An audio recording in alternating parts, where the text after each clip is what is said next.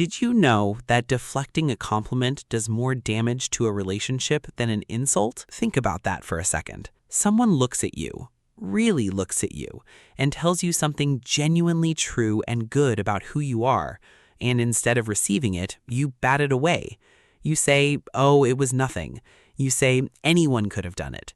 You say, "I just got lucky." You change the subject. You turn it into a joke. You find 14 different ways to make sure that what they just offered you, their honest, genuine perception of your value, doesn't land anywhere near your heart. And the person who gave you the compliment, they feel dismissed, like they said something wrong, like the connection they tried to make bounced off a wall and fell on the floor between you. You probably don't even notice you're doing it, but your brain is working very hard to make sure it keeps happening. Here's why. Your brain has a system, not for protecting you from danger. We've talked about that before.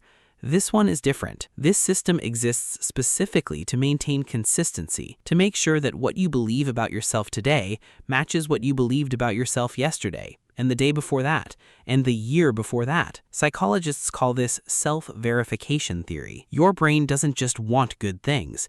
It wants things that feel true. And for a huge number of people, far more than anyone talks about, what feels true about themselves is not particularly good, not because they're broken, not because they're damaged beyond repair, but because they learned, somewhere along the way, usually very early in life, to see themselves through a lens that was handed to them by someone else. A parent who never said well done, a teacher who pointed out the flaws, a childhood where love was conditional on performance, a home where the bar was always moving just out of reach. And over years and years, that lens became internal, became automatic, became the voice in the back of your mind that responds to every compliment with the same quiet, certain words. They don't really know you. Wait until they see the real thing. You just got lucky this time. Researchers at the University of Waterloo found exactly this pattern. People with low self-esteem, not consciously, not on purpose, but neurologically, automatically, without awareness. When a compliment arrives that conflicts with their self-image, the brain flags it as incorrect information, and the brain hates incorrect information almost as much as it hates uncertainty.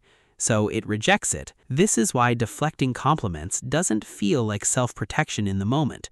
It feels like accuracy. It feels like honesty. It feels like you're just being realistic, just keeping things grounded, just making sure nobody has an inflated idea of who you are. But what's actually happening is something more like a closed circuit. The compliment arrives, the brain compares it to the existing self-image, the self-image says no, the compliment is dismissed, the self-image is reinforced, and the cycle continues, each deflection quietly confirming the belief that the good thing they said about you couldn't possibly be true. Now, here's where it gets more specific. Psychologist Valerie Young spent decades studying this phenomenon and identified 5 distinct types of what she called impostor syndrome, the specific way people manage the gap between how they appear to others and how they see themselves inside. The first type is the perfectionist. They can't accept compliments because they are always aware of how the thing could have been better. The finished project, the completed work, the thing you're being praised for, they already know its flaws intimately. Being told it was great feels inaccurate because they can see exactly where it fell short. The second type is the expert. They can't accept compliments because they measure themselves against how much they don't know rather than how much they do. No matter how much they've learned, there is always more, and being praised for expertise feels fraudulent because the gaps in their knowledge feel more real to them than the knowledge itself. The third type is the natural genius. They can't accept compliments because they believe real talent means things should come easily. If something required effort, if they had to work, study, struggle, or fail before they got it right, then in their mind it doesn't count. The praise is for a performance, not for who they really are. The fourth type is the soloist. They can't accept compliments for anything they achieved entirely alone. If anyone helped them, if any circumstances were in their favor, if any luck was involved, the credit belongs elsewhere.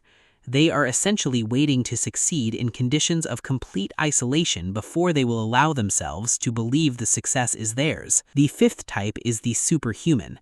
They can't accept compliments because they measure themselves not against what they achieved, but how they feel during the achievement. They should have felt more confident, more prepared, more certain, and because they felt any doubt, any nervousness, any uncertainty, the praise for the outcome doesn't touch the inner experience that they know was messy and imperfect. Do any of those sound familiar? Most people recognize themselves in at least one. Many recognize themselves in several.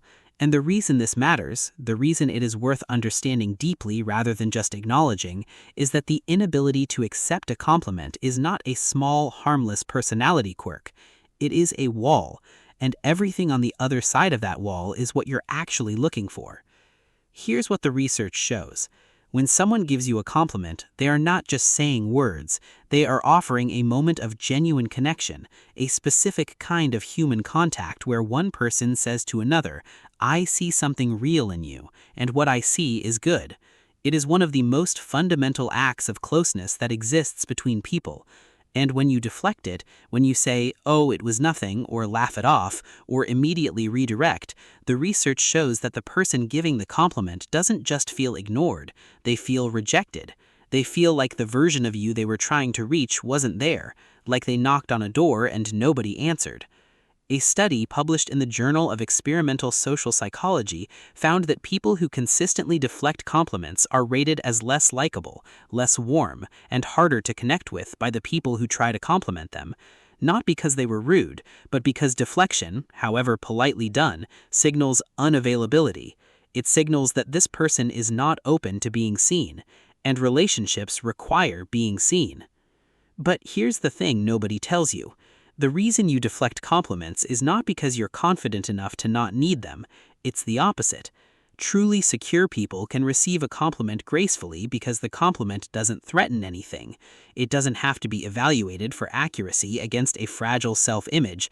It doesn't have to be checked for consistency with a deeply held belief that you are secretly less than what people think.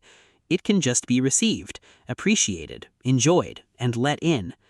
The deflection is the giveaway, because only people who don't quite believe in their own value need to defend against the possibility that someone else does. So what do you do with this? The first step is not to force yourself to receive compliments gracefully overnight. That will feel fake and uncomfortable, and it won't hold. Because right now, for most people, the deflection happens so fast it's invisible. The compliment comes in, and the "oh, it was nothing" is out your mouth before your conscious mind has finished processing the original sentence.